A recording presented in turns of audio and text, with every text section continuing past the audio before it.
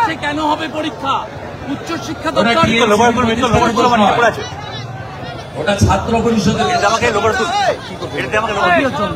ওটা চুরি করেছে হচ্ছে মহাজাতি সদনে ছাত্র পরিষদের প্রতিষ্ঠা দিবস, সেটা চুরি করেছে মমতা। সরকার চিঠি দিচ্ছে সিইউকে, পরীক্ষা কেন থাকবে ছাত্র সংগঠনের প্রতিষ্ঠা? সরকার আর দল আলাদা নেই, দলও বলা মুশকিল, সরকার আর পরিবার। পিসি এবং ভাইপো যাহা বলিবে সকলকে তাহা করিতে হইবে। আপনার চ্যানেলেও যদি ফোন আসে এই নিউজটা অফ করো, এই নিউজটা বারবার দেখাও, আপনাকেও হয়তো তাই করতে হয় বা লড়াই করতে হয়। বাংলাদেশি অভিনেত্রী কলকাতা থেকে গ্রেফতার হয়েছে, ভিসা ছাড়াই অবৈধভাবে এরকম 1 কোটি আছে, মাঝে মাঝেই ধরা পড়ে। তো কদিন আগে হরিহরপাড়ায় হাজেরি মাদ্রাসা চালাচ্ছিল 7 শেখ, 3 বার তৃণমূলকে ভোট দিয়েছে, জঙ্গি আনসারুল বাংলা, ধরা পড়েছে। আপনি যদি ক্যানিং রোডে যান, আপনি যদি ভাঙড় ঘটপুকুরের রাস্তায় যান, বসিরহাটের রাস্তায় যান, ওগুলি ভারতে আছে নাকি?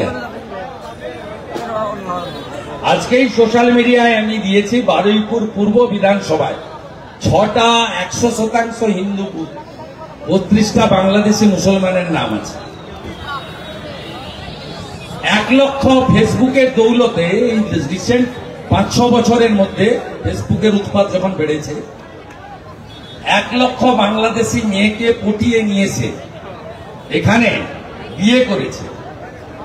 যে কোনো মুসলিম পাড়াতে গেলে, এখানে বড় গ্রাম আছে পাশে ওদা 1900, বিরাট জায়গা। আমি বলছি, আন্দাজেই বলছি, আমার কাছে তথ্য নেই, শিওর আপনি পাবেনই, বাংলাদেশের মেয়েকে ফেসবুকে পটিয়ে বিয়ে করেছে, ভিসা করে এসছে, আর ফিরে যায়নি। বাবার নাম চেঞ্জ করে এপিক কার্ড, আধার কার্ড সব বানিয়ে ফেলেছে। আর নইলে তো বেড়া খোলা, খালা মমতা 540 কিলোমিটার বেড়া খুলে রেখেছে, হু করে ঢুকছে। এই পশ্চিমবঙ্গ কিন্তু বাঙালিদের হাতে আর নেই। আমরা অবিলম্বে এসআইআর চাই। প্রথমে ভোটার তালিকা থেকে খাদাক, তারপরে বিজেপি আসার পরে বুলডোজারের মাথায় তুলে এপার থেকে ওপারে ছুড়বে।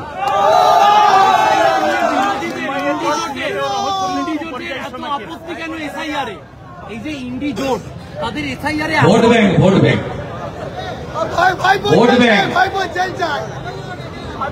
আরে হবে, কালী পূজাটা করুন না, কালী পূজাটা করুন না, কালী পূজাটা ভালো করে করুন, তারপর দেখা হবে। ভোট ব্যাংক নাকি রাষ্ট্র বিরোধী বা বিজেপি বিরোধিতায় একজোট হতে? না না, ভোট ব্যাংক তো সবচেয়ে বড় জিনিস, ভোট ব্যাংক। তারপরে এরা হচ্ছে অ্যান্টি ন্যাশনাল কমপ্লিটলি। আপনি লোকসভাতে সিঁদুর অপারেশনের আলোচনায় কল্যাণ ব্যানার্জি বলছে আজাদ কাশ্মীর, মহুয়া মৈত্র বলছে ভারত খারাপ, বাংলাদেশ ভালো।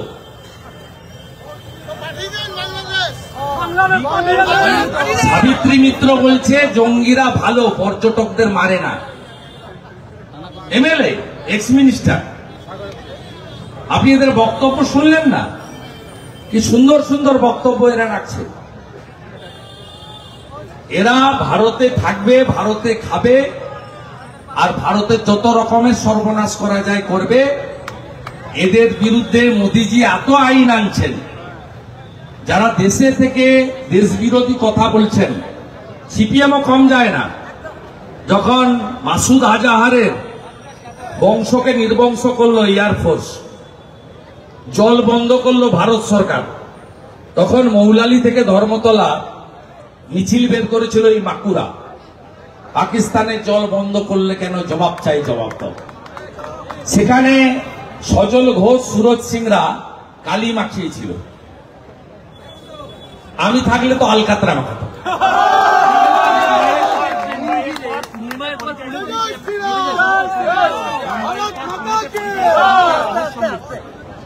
বাঙালি পরিযায়ী শ্রমিকের রহস্য কি বলবেন? না, কোনো বাঙালি টাঙালি পরিযায়ী শ্রমিক না, কোনো ভারতীয় কোনো অসুবিধা হয়নি। মমতা ব্যানার্জি এবং তার লোকেরা যে মিথ্যাচার করছে, কোচবিহারের এক্স এমপির পোস্ট উইথড্র করতে বাধ্য হয়েছে এবং দিল্লি পুলিশের ঘটনাটাও দিল্লি পুলিশ থেকে মিথ্যা প্রমাণ করে দিয়েছে। শুধু তাই নয়, ইলেকশন কমিশনও তৃণমূল কংগ্রেস যে একটা কুকুরের ছবি দিয়ে ভোটার দিয়েছিল সেটাও মিথ্যা প্রমাণ করে দিয়েছে। প্রত্যেকটা ঘটনা মিথ্যা প্রমাণ হয়েছে। অতএব তৃণমূল এখানে যেটা করছে সম্পূর্ণ মিথ্যা। আপনি মমতা ব্যানার্জিকে বলবেন তো, এই রাজ্য থেকে ইউসুফ পাঠানকে এমপি করে কেন? তিনি কি বাঙালি? কীর্তি আজাদ কি বাঙালি? শত্রুঘ্ন সিনহা কি বাঙালি? রাজ্যসভায় সাকেত গোখলেকে পাঠান, তিনি কি বাঙালি? সুব্রত গুপ্ত, অত্রি ভট্টাচার্যের মতো আইএস বাদ দিয়ে অবাঙালি মনোজ পন্থ কেন চিফ সেক্রেটারি হয়? সঞ্জয় মুখার্জি বাদ দিয়ে রাজীব কুমার কেন ডিজিপি হয়? এসব কথা মমতা ব্যানার্জির মুখে না বলাই ভালো। তো উনি কি করেন সবাই জানেন।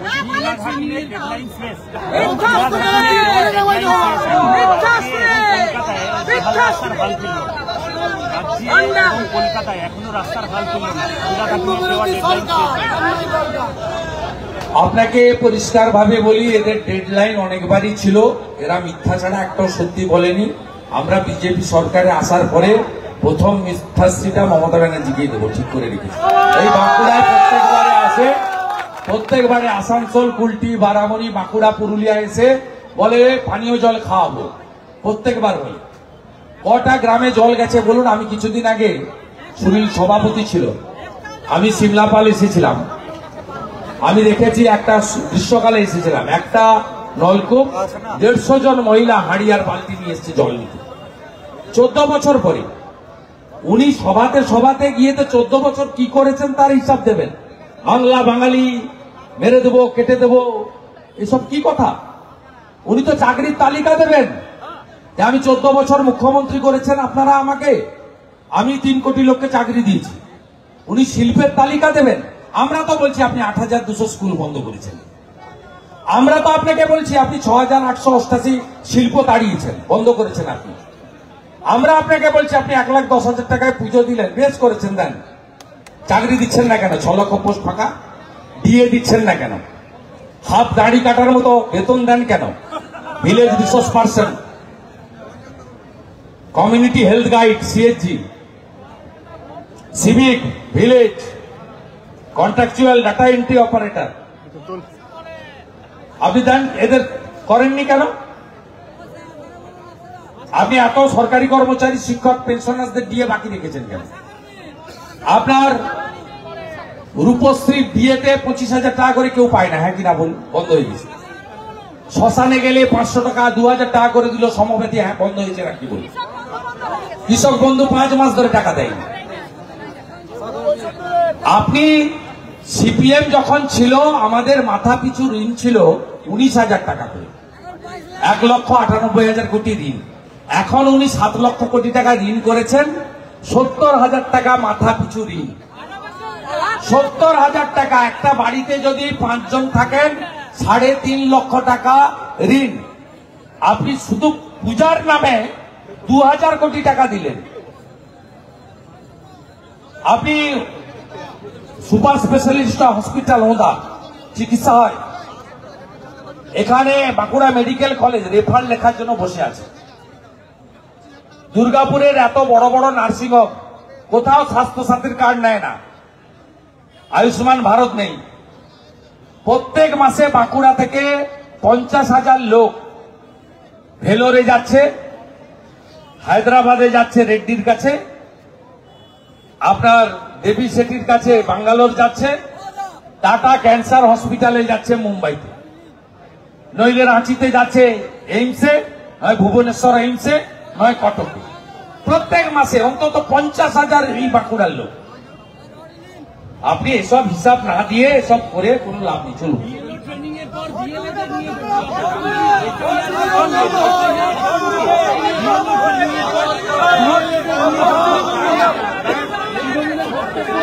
বিজেপি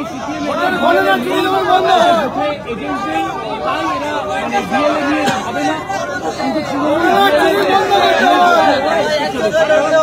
বিএলএ যারা হসপিটাল এজেন্ট তাদের দিয়েও একটা জটিলতা তৈরি হচ্ছে। আমি এগুলো নিয়ে পিসফুল কিছু বলবো না। আমি পরিষ্কার কথা বলেছি, ইলেকশন কমিশন সুপ্রিম অথরিটি। আমাদের আর্টিকেল বাবা সাহেব আম্বেদকর বানিয়ে দিয়ে গেছেন, 324 থেকে 329 ক্লিয়ার অধিকার দিয়ে গেছে ইলেকশন কমিশনকে, এবং 13cc পড়ে নিন। 13cc-তে সুপ্রিম অথরিটি। অতএব আঙুর ফল টক, বিএলও কিছু করতে পারেনি। এখন বিএলএ অমুক তমুক বলছে, সে যাই বলুক, ভোটার তালিকায় বাংলাদেশি মুসলমান আর রোহিঙ্গা থাকবে না। 4টা ক্যাটাগরি থাকবে না। মৃতর নাম থাকবে না, ডবল এন্ট্রি থাকবে না, অস্তিত্বহীন ভোটার থাকবে না, আর বাংলাদেশি মুসলমান রোহিঙ্গা থাকবে না। ভালো করে কয়লা চক্রবর্তী আর কে কে আছেন শুনে রাখুন। একটা রাস্তা 140 কোটি টাকা দিয়ে ভারত সরকারের তৈরি করেছিল। কয়লা চক্রবর্তীর সঙ্গে ঘুরে বেড়ায়, নাম কি নাম? অরূপ চক্রবর্তী। ওটা উঠে চলে গেছে। লুট আর চুরি চলছে, সমস্ত নদী শেষ। বাঁকুড়ায় কোন নদীর অস্তিত্ব আছে? কোন নদীর অস্তিত্ব আছে? সরকারের ঘরে 10% আসে, 90% লুট হয়। যেগুলো বালির ঘাটে রাস্তাগুলো আছে গ্রামে, আপনাদের সারা রাত্রি ঘুমাতে দেয়? সমস্ত ট্রাক্টর ঢুকিয়ে রাস্তা ভেঙে তছনছ করে লুট চলছে, কমপ্লিট লুট। আর প্রত্যেক মাসে ব্যাগ ভর্তি টাকা ক্যামার স্ট্রিটে ভাইপোর কাছে পৌঁছে দিচ্ছে এই কয়লা।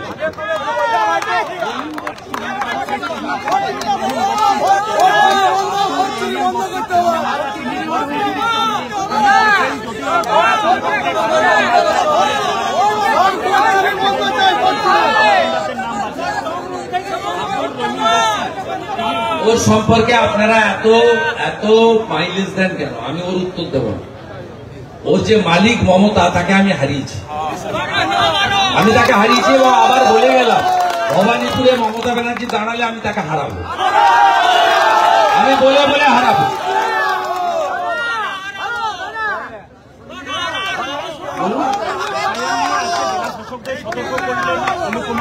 আজকে না, গতকাল নবান্ন 30th ফ্লোরে একটা মিটিং ডেকেছিলেন চিফ সেক্রেটারি। বন্যা এবং স্থানীয় স্তরের কর্মসূচি নিয়ে ওই মিটিং এ মুখ্যমন্ত্রী থাকার কথা ছিল না। প্রথম পর্যায়ে মিটিং এর পরে মুখ্যমন্ত্রী ঢোকেন। 4 বার বলেছেন, বাইরে জিজ্ঞেস করলে বলবে বন্যা এবং স্থানীয় কর্মসূচি নিয়ে এই মিটিং। বলেছে ভোটার তালিকা কোন রোহিঙ্গা বা বাংলাদেশি মুসলমানের নাম বাদ দেওয়া যাবে না। ডিএমদের ধমকেছে, ডিএমদের বলেছে আমি এখনো আছি, পরেও থাকবো, পরে আপনি থাকবেন না, আপনি নিশ্চিন্ত থাকুন। 16-তে 3, 21-এ 77, 26-এ 177।